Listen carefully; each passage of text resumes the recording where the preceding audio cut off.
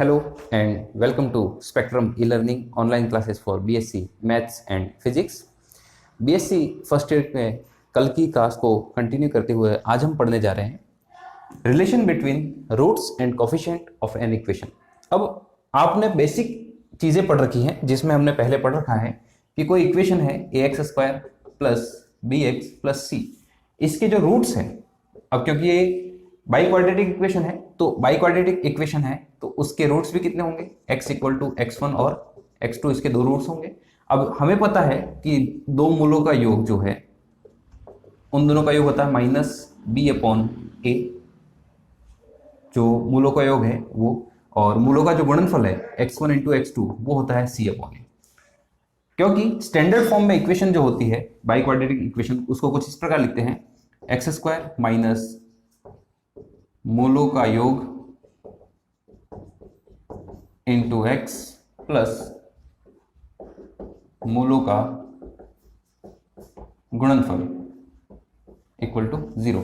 तो ये जो स्टैंडर्ड फॉर्म में इस इक्वेशन का बाई क्वाड्रेटिक इक्वेशन का फॉर्म है उसके अनुसार देखें तो इस इक्वेशन में x² का गुणांक 1 होना चाहिए, तो इसको कुछ इस प्रकार लिख रहा हूं मैं x² प्लस बी अपॉन ए एक्स प्लस सी अपॉन ए। अब इस इक्वेशन की तुलना, इस इक्वेशन का कंपैरिजन में अगर इससे करूं तो देखें x के साथ मूलों का योग होना चाहिए, तो x के साथ जो है वह मूलों का योग होगा तो वह ये होगा, और मूलों का गुणनफल अचर पद है। तो इससे हमें ये पता चलता है कि इस समीकरण के जो रूट्स हैं x1 और x2 उनका इस x के और अचर पद के कोफिशिएंट से क्या रिलेशन है ये हमें पता है।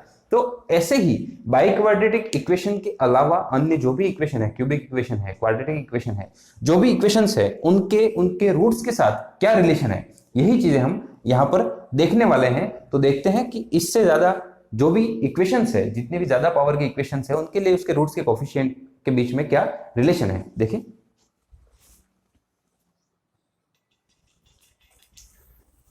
माना a0 x power n plus a1 x power n-1 plus a2 x power n-2 and so on up to a n-1 x power a n-1 x plus an equal to 0। कोई n घात की समीकरण है।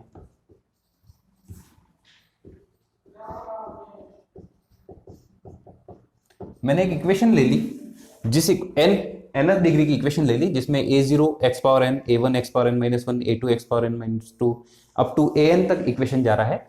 अब इस equation के लिए जहां a0 is not equal to 0, जो a0 है वो इक्वल टू 0 नहीं होना चाहिए, तो इसके लिए मैं इसको इक्वेशन को कुछ इस प्रकार चेंज कर रहा हूं x power n plus a1 x power n-1 upon a0 कर देता हूं plus a2 upon a0 x power n-2। क्यों? अभी हमने स्टैंडर्ड फॉर्म इक्वेशन का देखा था बाई क्वाड्रेटिक का, तो उसमें x की जो स्क्वायर है x² उसका कोफिशिएंट 1 होना चाहिए, तो मैंने इस इक्वेशन के लिए भी उसका कोफिशिएंट 1 बना दिया, तो a0 से मैंने सब में डिवाइड कर दिया and a n-1 upon a0 x plus an upon a0 equal to 0। ये इक्वेशन कुछ इस प्रकार बनेगी। अब अगर ये nth डिग्री की इक्वेशन है तो इसके रूट्स भी कितने होंगे, जितनी इक्वेशन की डिग्री होगी उतने ही उसके रूट्स होंगे। तो लेट माना α1 α2 α3 α4 अप टू αn समीकरण के n मूल हैं। n घात की समीकरण है तो इसके मूल भी n होंगे, तो हमने वो n मूल इस प्रकार मान लिए। अब अगर ये है तो हमने जैसे बाई क्वाड्रेटिक इक्वेशन में क्या देखा था कि जो दूसरा पद है वो मूलों का योग है, तीसरा पद मूलों का गुणनफल है, पर यहां पर मूलों की संख्या ज्यादा है। तो अगर मैं इसको अगर आपको बताऊं कि x इक्वल टू α1 अगर इसका एक रूट है, तो हमने लास्ट क्लास में पढ़ा था कि अगर ये कोई वैल्यू है जो इसका रूट है तो x माइनस α1 इसका एक गुणनखंड हो जाएगा, इसका एक फैक्टर होगा। सिमिलरली x इक्वल टू α2 इसका रूट है तो x माइनस α2 इसका एक फैक्टर हो जाएगा, और ऐसे ही x इक्वल टू αn अगर इसका रूट है तो x माइनस αn इसका एक फैक्टर हो जाएगा। तो फैक्टर क्या है? फैक्टर वो है जिनका मल्टीप्लाई करने पर वही इक्वेशन हमें वापस मिल रही है। तो अगर मैं इन n फैक्टर का आपस में मल्टीप्लाई कर दूं तो मुझे ये इक्वेशन वापस मिलनी चाहिए। तो देखें वो इक्वेशन कैसे मिलेगी। तो x minus alpha 1 x minus alpha 2 up to x minus alpha n is equal to n power की इक्वेशन है, तो ये पूरी इक्वेशन मेरे को वापस मिलनी चाहिए। तो देखो x power n plus a1 upon a naught x power n minus 1 plus a2 upon a naught x power n minus 2 up to an upon a naught equal to 0। अब मेरे पास nth डिग्री की equation है, तो मैं एक standard form में माना a0 x क्यूब या x cube plus a1 x square plus a2x plus a3 equal to 0, ये मैंने कोई इक्वेशन ले ली। अब n यहाँ पर n डिफाइन नहीं है कितना है, तो यहाँ पर मैं मल्टीप्लाई तो कर नहीं सकता, तो मैंने एक क्यूबिक इक्वेशन ले ली है, उसको हम सॉल्व कर रहे हैं। x cube plus a1 upon a naught x square plus a2 upon a naught x plus a3 upon a naught equal to 0, ये मेरे पास कुछ इक्वेशन बनी। अब इसके रूट्स क्या होंगे, x की पावर 3 है तो इसके रूट्स भी कितने होंगे 3, अल्फा 1 अल्फा 2 अल्फा 3 इसके मूल हैं। अगर अल्फा 1 अल्फा 2 अल्फा 3 इसके मूल है तो x minus alpha 1 x minus alpha 2 और x माइनस अल्फा 3 इन तीनों का multiplication x cube plus a1 upon a naught x square plus a2 upon a naught x plus a3 upon a not इसके बराबर होना चाहिए। अगर ये रूट्स है इसके तो इनका मल्टीप्लिकेशन इस इक्वेशन के बराबर होना चाहिए। तो मल्टीप्लिकेशन करके देखते हैं, x का मल्टीप्लाई x से x स्क्वायर और इसका वापस x से तो x cube and minus x alpha 2 minus x alpha 3, या एक बार इसका मल्टीप्लाई कर देते हैं, x square minus x alpha 2 minus x alpha 1 minus plus alpha 1 alpha 2, इसका मल्टीप्लाई वापस मैं करूं x माइनस अल्फा 3 से तो क्या हो जाएगा x cube minus x square alpha 2 minus x square alpha 1 plus x alpha 1 alpha 2 minus x square alpha 3 plus x alpha 2 alpha 3 plus x alpha 1 alpha 3 plus alpha 1 minus alpha 1 alpha 2 alpha 3 equal to, ये equation होनी चाहिए x cube plus a1 upon a naught x square plus a2 upon a naught x plus a3 upon a naught equal to ये equation होनी चाहिए। अब इन दोनों को अगर कंपेयर करें तो देखो x क्यूब से तो x क्यूब कैंसिल हो जाएगा और यहां पर एक्स स्क्वायर की टर्म को अगर मैं साथ में लिखूं तो माइनस अल्फा 1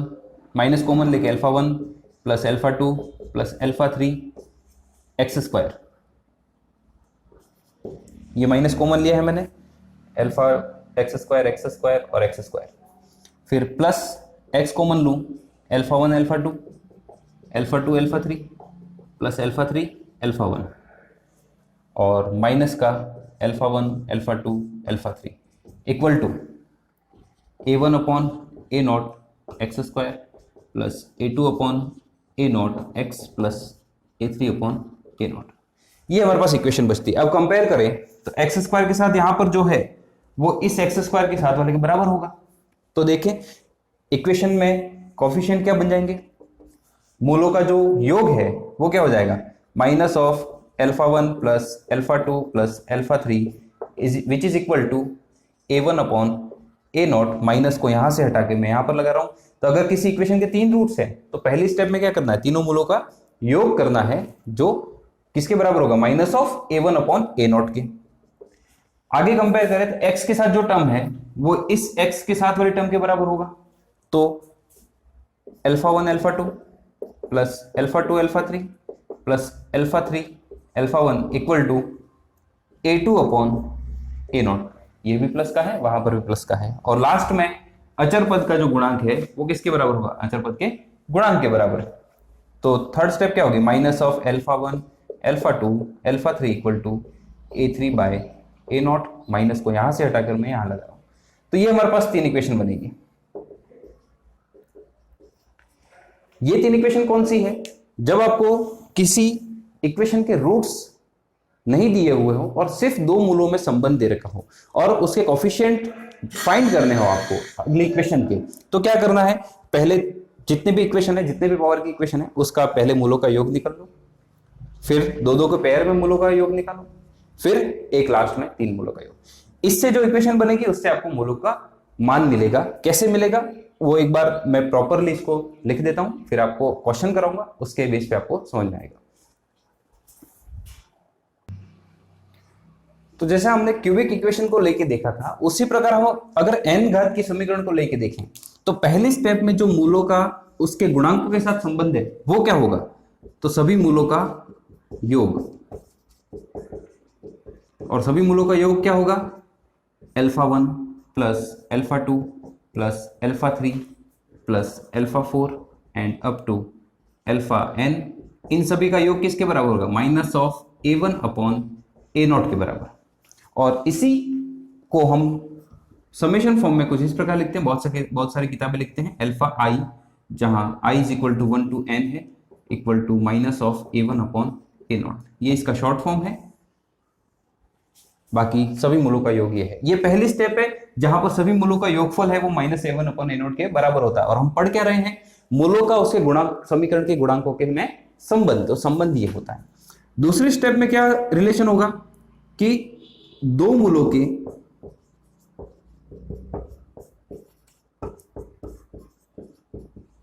गुणनफलों का योग।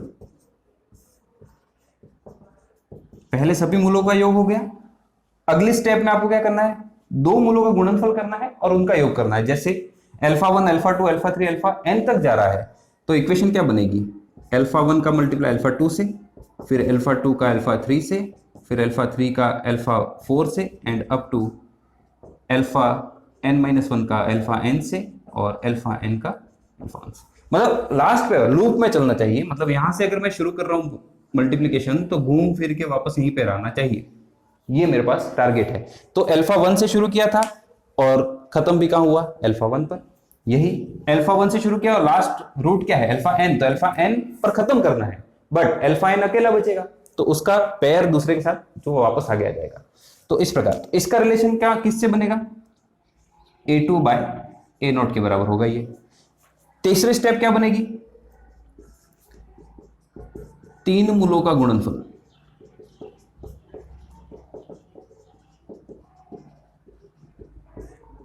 किसके बराबर होगा 3 मूलों का गुणनफल? देखें, alpha 1 alpha 2 alpha 3 plus alpha 2 alpha 3 alpha 1। मतलब एक एक एलिमिनेट करते जाओ, एक एक बढ़ाते जाओ। Alpha 3 alpha 4 alpha 5 and up to alpha n-2 alpha n-1 alpha n plus alpha n-1 alpha n alpha 1 plus alpha n alpha 1 alpha 2। ये हमारे पास 3 मूलों का गुणनफल है और ये बराबर होगा minus a3 bye a0। Upon में a0 सब में कॉमन रहेगा, माइनस प्लस माइनस अल्टरनेट चलेगा और a1 से शुरू होगा, a1 a2 a3। अगला 4 मूलों का गुणनफल।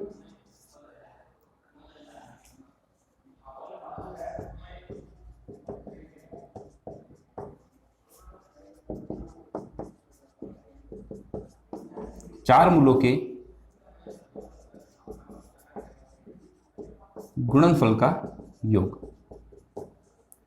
Alpha 1 alpha 2 alpha 3 alpha 4 alpha 2 alpha 3 alpha 4 alpha 5 and up to alpha n alpha 1 alpha 2 alpha 3 equal to minus plus minus again plus a1 a2 a3 और a4 upon a0। वैसे ही अगर 5 मूल होंगे तो आगे 5 मूल और आ जाएंगे और a5 अपॉन a0 आएगा। तो इस प्रकार मूलों का उनके समीकरण की कोफिशिएंट से रिलेशन होता है और इन्हीं रिलेशन को लेकर हम इसके मूलों की वैल्यू फाइंड करेंगे। और वह वैल्यू कैसे फाइंड करेंगे उसके लिए आपको किन्हीं भी कोई कंडीशन दे रखी होगी। जैसे 2 मूलों का गुणनफल आपको दे रखा हो सकता है, 2 मूलों का योग आपको दे रखा हो सकता है। ऐसे कुछ ना कुछ कंडीशन आपको दे रखी होगी जिसके अनुसार आपको इन 4 इक्वेशन, इन जो भी 4 इक्वेशन है उनको यूज करके आपको उसके रूट्स फाइंड करने हैं। तो पहले देखते हैं कि क्वेश्चंस कैसे करने हैं और उसके रूट्स कैसे फाइंड करने हैं। देखें, ये दो क्वेश्चन है मेरे पास। यदि समीकरण x³ minus 3x² minus 16x plus 48 के दो मूलों का योग शून्य है तो समीकरण को हल करें। तो पहले सॉल्यूशन देखते हैं इसका। प्रश्न में क्या दे रखा है कि दो माना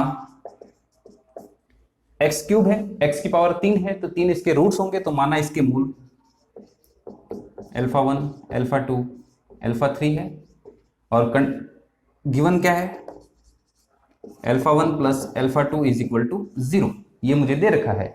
तो स्टेप फर्स्ट क्या था, α1 plus α2 plus α3 is equal to किसके बराबर होगा, minus of a1 upon a0।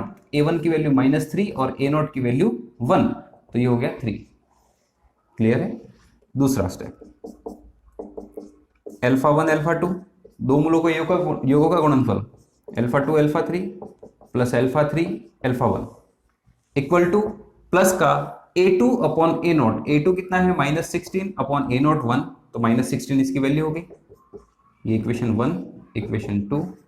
और स्टेप थर्ड में क्या था, α1 α2 α3 equal to a3 upon a0। Minus का a3 अपॉन a0 है, तो माइनस का a3 माइनस का 48 अपॉन a0 1। अब इक्वेशन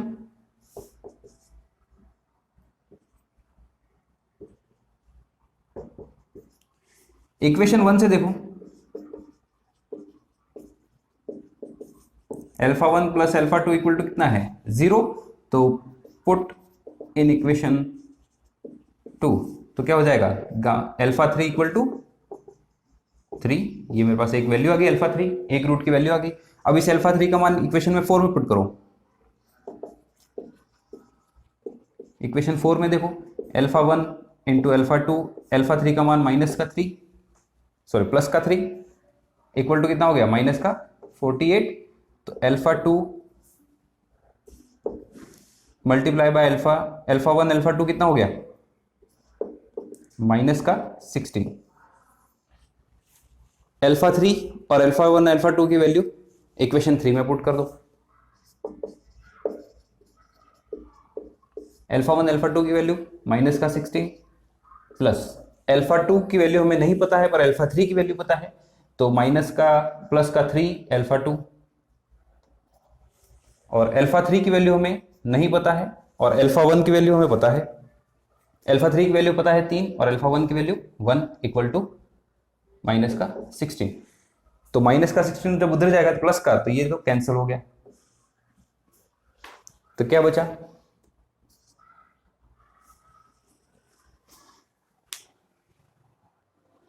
तो α1 α2 की वैल्यू मेरे पास कितनी माइनस का 16, बट हमने देखा यहां से α1 इक्वल टू माइनस α2 लिख सकते हैं हम, तो ये वैल्यू यहां पुट कर दें। तो α1 की जगह मैंने लिखा माइनस का α2 multiply by α2 equal to minus का 16, माइनस से माइनस कैंसिल, तो α2 का square equal to 16, α2 is equal to plus minus 4। तो जब α2 की वैल्यू प्लस 4 लेंगे तो α1 इक्वल टू क्या हो जाएगा, यहां देखें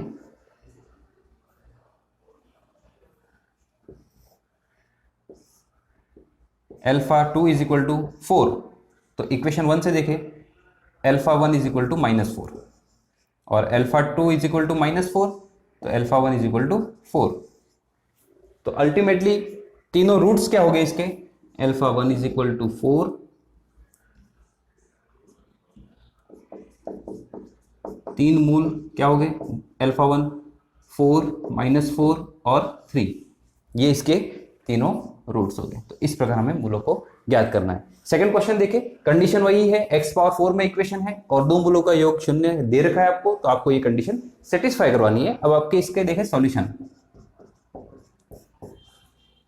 सॉल्यूशन में क्या है, x पावर 4 है मतलब 4 है, तो इसके रूट्स क्या होंगे, माना मूल α1 α2 α3 α4। अब इसका जो कंडीशन है फर्स्ट वो क्या थी, α1 plus α2 plus α3 plus alpha 4 is equal to minus A1 upon A0, तो माइनस P अपॉन A0 की वैल्यू 1 है तो माइनस P, और गिवन क्या है alpha 1 plus alpha 2 is equal to 0। ये कंडीशन आपको दे रखी है।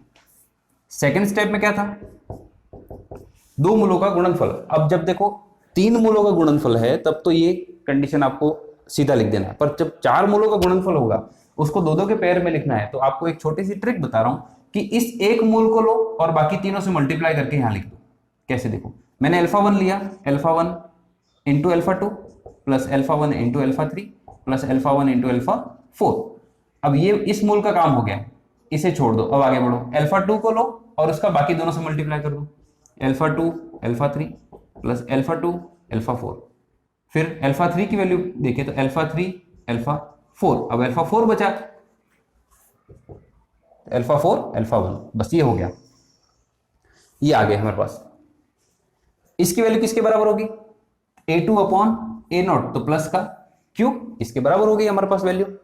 आगे देखो थर्ड स्टेप में 3 3 का पेयर बनाना है, alpha 1 alpha 2 alpha 3 plus alpha 2 alpha 3 alpha 4 plus alpha 3 alpha 4 alpha 1 plus alpha 4 alpha 1 alpha 2 is equal to minus A3 upon A0, तो माइनस का R। और लास्ट फोर्थ स्टेप में क्या होगा, चारों मूलों का गुणनफल alpha 1 alpha 2 alpha 3 alpha 4 equal to plus का S। ये हमारे पास रिलेशन आया। अब from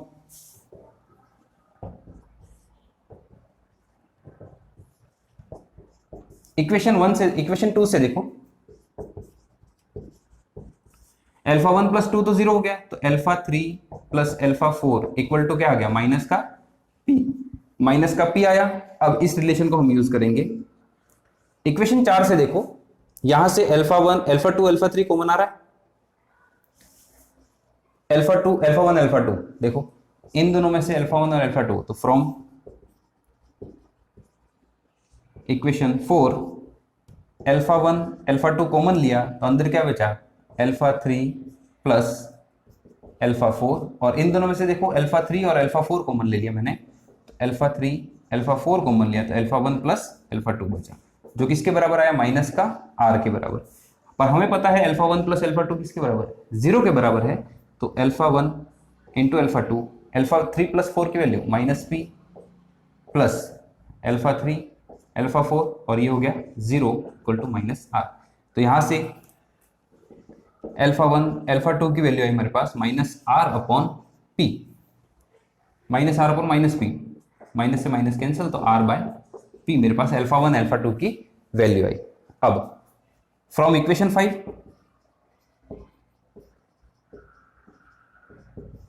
alpha 3 alpha 4 alpha 1 alpha 2 की वैल्यू कितनी है, R upon P into alpha 3 alpha 4 equal to S। इसमें मैंने अल्फा 2 अल्फा 3 की वैल्यू पुट कर दी। आपको जो भी वैल्यू आती जा रही है उनमें यहां से कॉमन लेके वो वैल्यू पुट कर दो, अगली वैल्यू निकालने की कोशिश करो। तो यहां से अल्फा 3 अल्फा 4 की वैल्यू कितनी आ गई, S into P upon R। ये मेरे पास अल्फा 3 अल्फा 4 की वैल्यू आ गई। अब 1 2 3 और 4 वैल्यूज मेरे पास, 3 वैल्यू मेरे पास है, फर्स्ट वैल्यू सेकेंड और ये थर्ड। इन तीनों वैल्यू को मैं इक्वेशन 3 में पुट करूंगा, पर कैसे वो देखो।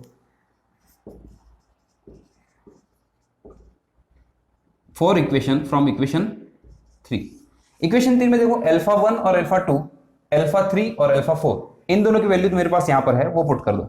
अल्फा 1 अल्फा 2 की वैल्यू कितनी है मेरे पास, R बाय P, और अल्फा 3 अल्फा 4 की value plus SP upon R, ये दोनों वैल्यू पुट कर दी। अब बाकी जो बचा उसमें से देखो, यहां से अगर मैं अल्फा 1 कॉमन ले लूं तो क्या बचा, अल्फा 3 प्लस अल्फा 4, और यहां से अल्फा 2 कॉमन ले लूं